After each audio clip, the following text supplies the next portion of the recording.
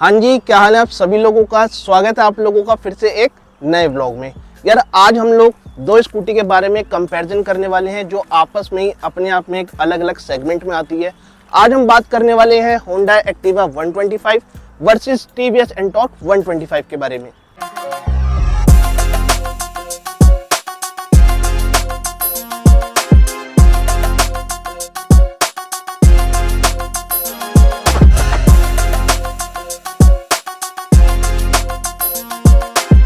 So guys, अगर मैं इन models के बारे में बात करूं तो ये बोथ मॉडल जो है वो एक वैल्यू फॉर मनी में आते हैं। आप लोग दोनों जो है अपने अकॉर्डिंग, बजट के अकॉर्डिंग कंसीडर कर सकते हैं कि आपको ये लेना चाहिए या ये।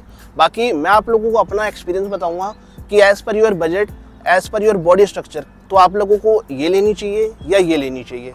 तो अगर मैं बात करूँ अगर एक्टिवा की, तो इसमें आपको जो है रिलायबिलिटी थोड़ी कम महसूस होगी कंपेरेटिवली टीवीएस, बिकॉज इसके जो टायरों का साइज़ है वो दोनों का सेम रहता है। फ्रंट और बैक का दोनों का 12 रहता है, जो कि 100/80 रहेगा दोनों का साइज।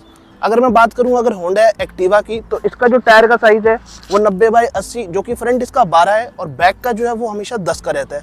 तो जिस वजह से रिलायबिलिटी की अगर बात करूं तो स्टेबिलिटी जो है वो थोड़ी इसमें कम महसूस होती है कंपेरेटिवली एंटॉर्क। बाकी अगर मैं बात करूं अगर फ्यूल एफिशिएंसी की, तो इसमें आप लोगों को ज़्यादा एवरेज मिल जाती है कंपेरेटिवली एंटॉर्क, बिकॉज ये क्या, ये एक रेसिंग मोड रहता है, जिस वजह से इसमें आपको 2-3 मोड एक्स्ट्रा मिल जाते हैं, स्ट्रीट मोड, रेसिंग मोड। तो जिस वजह से इसकी जो है अकॉर्डिंगली जो एवरेज है कंपेरेटिवली होंडा एक्टिवा 125 से कम हो जाती है। बाकी दोनों ही अपने आप में एक वैल्यू फॉर मनी मॉडल्स हैं। और अगर बात करूं इनकी ऑन रोड प्राइस की, तो ये जो है वो एक मिड वेरिएंट है जो कि ऑन रोड कॉस्ट करता है 1,04,000 का। बाकी डिपेंड करता है आपका एरिया, आपकी सिटी, कि वहाँ पे आपका RTO और बेसिक जो चार्जेस है वो क्या है। कंपेरेटिवली अगर मैं बात करूं एंटॉर्क 125 के बारे में, तो इसका जो ऑन रोड प्राइस पड़ता है वो अराउंड आपको 1,25,000 पड़ता है ऑन रोड। बाकी डिपेंड करता है आपकी एरिया और सिटी के अकॉर्डिंग। सो सागर भाई, जो हमारी प्रीवियस ओनरशिप रिव्यू वाली वीडियो थी उसमें कुछ कमेंट्स आए थे, तो मैं उस कमेंट से रिलेटेड आपसे कुछ क्वेश्चन पूछना चाहूँगा। बिल्कुल पूछो यार। सो मैं ये पूछना चाहूँगा कि एक्टिवा 125 और एंटॉर्क 125 दोनों में से जो बॉडी है वो किसकी सॉलिड है? अगर मैं बॉडी की बात करूं तो बॉडी होंडा एक्टिवा 125 की ज़्यादा सॉलिड है, बिकॉज अगर आप इसके मेडगार्ड की या इसके साइड फेंडर्स की अगर बात करेंगे तो ये मेटल बॉडी में आती है, और जो एंटॉर्क है ये आपकी हार्ड प्लास्टिक में आती है, जो कि पूरा जो ये प्लास्टिक रहने वाला है। ओके, दोनों में से जो फ्यूल कैपेसिटी है वो किसकी ज़्यादा है? अगर फ्यूल कैपेसिटी की बात करूं तो इसकी ज़्यादा है, बिकॉज ये जो है वो अराउंड 5.5 लीटर के आसपास इसका टैंक आता है, और ये अराउंड 5 लीटर के आसपास टैंक आता है इसका। दोनों में से पावर किस में ज़्यादा है? ऑफ कोर्स यार, पावर इसमें ज़्यादा है, बिकॉज ये एक जो है वो रेस ट्यून इंजन है, और जिस वजह से इसका जो सर्विस कॉस्ट है वो भी इंक्रीज हो जाता है कंपेरेटिवली इसके। और इसका जो है वो एक नॉर्मल बेसिक रिफाइन इंजन है, जिस वजह से इसकी एवरेज ज़्यादा अच्छी निकल जाती है कंपेरेटिवली एंटॉर्क।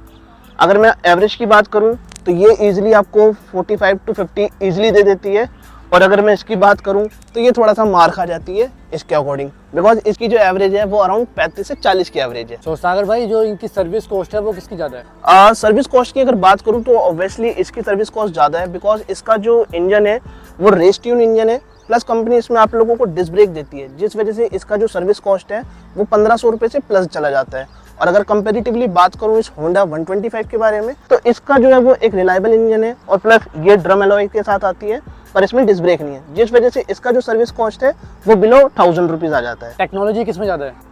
अगर मैं टेक्नोलॉजी से रिलेटेड अगर बात करूं तो ऑब्वियसली टेक्नोलॉजी जो है वो इसमें जाता है, बिकॉज इसमें कंपनी आपको ऑलरेडी इनबिल्ट GPS प्रोवाइड कर रही है, प्लस इसकी एक अपनी डेडिकेटेड एप्लीकेशन है जिसे आप अपने सेल फोन पे इजीली इंस्टॉल करके आप यूज़ कर सकते हो कि आपकी जो स्कूटी है वो एग्जैक्टली किस जगह पे खड़ी है, कितना फ्यूल है, और बेसिक इन्फॉर्मेशन भी आपको उसमें मिल जाती है। और अगर मैं टेक्नोलॉजी से रिलेटेड अगर इसमें बात करूं तो ये एक सिंपल बेसिक स्कूटी है जिसमें आपको GPS या कोई एप्लीकेशन ऐसा कुछ नहीं मिलेगा। बात करूं अगर कंफर्टेबल की और स्पेस की, तो आप इसका सीट का साइज देख सकते हैं कितना बड़ा और कितना चौड़ा है। इसमें ईजिली मेरे जैसे 2 बंदे ईजिली बैठ सकते हैं। अगर मैं आपको दिखाऊं तो आप देख सकते हैं, मेरे बैठने के बाद भी आप स्पेस देख सकते हैं कितना है। तो ईजिली मेरे जैसे हेल्दी 2 पर्सन इसमें ईजिली बैठ सकते हैं। प्लस बात करूं अगर इसके स्पेस की, तो इसका स्पेस भी आप देख सकते हैं कि आप 20 लीटर की पानी की बोतल या एक प्रॉपर एक सिलेंडर आता है, गैस सिलेंडर, वो भी आप लोग ईजिली कवर कर सकते हैं। अब बात करिए अगर इसकी डिग्गी की, तो मैं आप लोगों को डिग्गी भी दिखाता हूँ। तो आप इसका देख सकते हैं कि ये एक बेसिक डिग्गी साइज है। इसमें आपका जो है वो एक प्रॉपर एक हेलमेट आप लोग इसमें रख सकते हैं ईजिली। और इसका जो फ्यूल टैंक है वो बैक साइड में है, जो पीछे से ओपन होता है। बाकी इसका जो पीछे का डिज़ाइन आप देख सकते हैं कितना एक बेसिक सा और एक सिंपल आप लोगों को मिल जाता है। अब मैं अगर बात करूं अगर एंटॉर्क 125 के बारे में, तो कंपैरेटिवली अगर इसका जो स्पेस जैसे आपको फ्रंट पे दिखाया, इसका जो स्पेस है वो थोड़ा सा कम है। इसमें आप लोग कोई सिलेंडर या एक 20 लीटर की पानी की बोतल ईजिली नहीं रख सकते।